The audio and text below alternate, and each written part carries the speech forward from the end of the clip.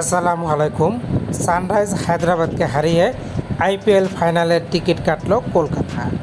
আজকে প্রথম কোয়ালিফাইং ম্যাচে মুখোমুখি হয়েছে সানরাইজ হায়দ্রাবাদ বনাম কলকাতা নাইট রাইডার্স, যেখানে প্রথমে ব্যাট করতে নেমে কলকাতার বোলারদের তুপের মুখে 19 ওভার 3 বলে 159 রান করে অল আউট হয়ে যায় সানরাইজ হায়দ্রাবাদ। তাদের এই বেঁধে রাখার পিছনে মূল ভূমিকা পালন করেন কলকাতার বোলাররা। এদিকে জবাব দিতে নেমে শুরুতে দুর্দান্ত কলকাতার দুই ওপেনিং ব্যাটার রহমতুল্লাহ গুরবাজ এবং সুনীল নারিন দুর্দান্ত শুরু করেন, যেখানে তারা বিধ্বংসী ব্যাটিং করে দুর্দান্ত একটি সূচনা এনে দেয় কলকাতা নাইট রাইডার্সকে।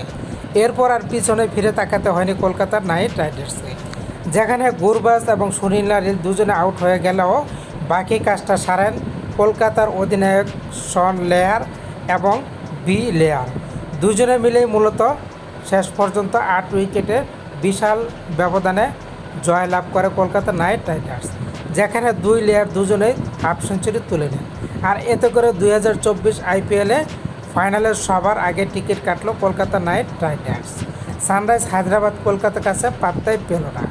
সানরাইজের বিপক্ষে কলকাতা মাত্র 2 উইকেট হারিয়ে 164 রান তুলে জয় নিশ্চিত করে সবার আগে ফাইনালে। কেমন লাগলো আপনাদের কাছে?